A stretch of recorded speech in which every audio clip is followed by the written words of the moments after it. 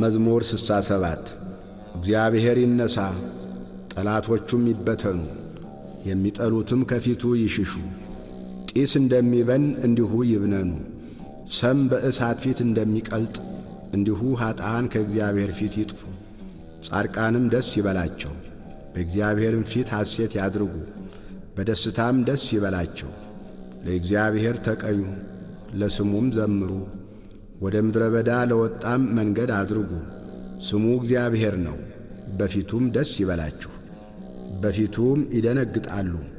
እግዚአብሔር በቅዱስ ቦታው ለድሃ አደጎች አባት ለባልቴቶችም ዳኛ ነው። እግዚአብሔር ብቸኞችን በቤት ያሳድራቸዋል፣ እስረኞችንም በኃይሉ ያወጣቸዋል። ዓመፀኞች ግን በምድረ በዳ ይኖራሉ።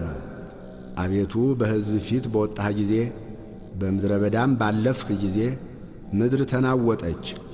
ከሲና አምላክ ፊት ከእስራኤል አምላክ ፊት ሰማያትም አንጠበጠቡ። አቤቱ የሞገስን ዝናም ለርስትህ አዘንብ፣ በደከመም ጊዜ አንተ አጸናኸው። እንስሶችህ በውስጡ አደሩ። አቤቱ በቸርነትህ ለድሆች አዘጋጀህ። እግዚአብሔር ቃሉን ሰጠ፣ የሚያወሩት ብዙ ሰራዊት ናቸው። የሰራዊት ነገሥታት ፈጥነው ይሸሻሉ። በቤትም የምትኖር ምርኮን ተካፈለች። በርስቶች መካከል ብታድሩ ከብር እንደ ተሠሩ እንደ ርግብ ክንፎች በቅጠልያ ወርቅም እንደ ተለበጡ ላባዎቿ ትሆናላችሁ። ሰማያዊ ንጉሥ በላይዋ ባዘዘ ጊዜ በሰሎሞን ላይ በረዶ ዘነበ። የእግዚአብሔር ተራራ የለመለመ ተራራ ነው፣ የጸና ተራራና የለመለመ ተራራ ነው። የጸኑ ተራራዎች ለምን ይነሳሉ? እግዚአብሔር ይህን ተራራ ያድርበት ዘንድ ወደደው። በእውነት እግዚአብሔር ለዘላለም ያድርበታል።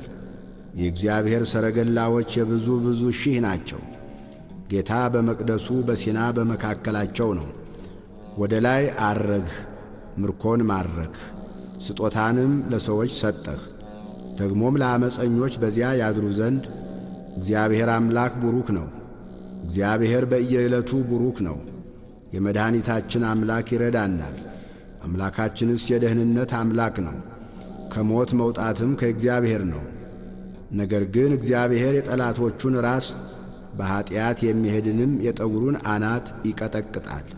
እግዚአብሔር እንዲህ አለ፣ ከባሳን አመጣቸዋለሁ፣ ከባሕርም ጥልቅ እመልሳቸዋለሁ።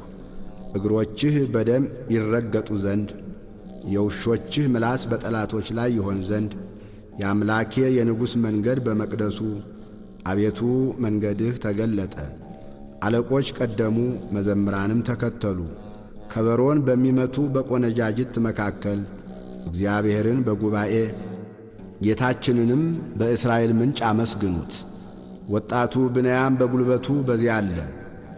ገዦቻቸው የይሁዳ አለቆች፣ የዛብሎን አለቆችና የንፍታሌምም አለቆች አቤቱ ኃይልህን እዘዝ።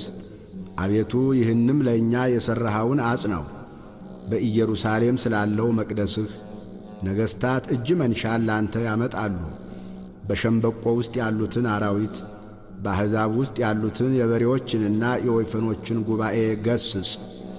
እንደ ብር የተፈተኑት አሕዛብ እንዳይዘጉ ሰልፍን የሚወዱትን አሕዛብን በትናቸው። መኳንንት ከግብፅ ይመጣሉ። ኢትዮጵያ እጆቿን ወደ እግዚአብሔር ትዘረጋለች። የምድር ነገሥታት ለእግዚአብሔር ተቀኙ፣ ለጌታም ዘምሩ። በምሥራቅ በኩል ወደ ሰማየ ሰማያት ለወጣ ለእግዚአብሔር ዘምሩ። የኃይል ቃል የሆነ ቃሉን እነሆ ይሰጣል። ለእግዚአብሔር ክብርን ስጡ። ግርማው በእስራኤል ላይ ኃይሉም በደመናት ላይ ነው። እግዚአብሔር በቅዱሳኑ ላይ ድንቅ ነው። የእስራኤል አምላክ እርሱ ኃይልን ብርታትንም ለሕዝቡ ይሰጣል። እግዚአብሔር ይመስገን።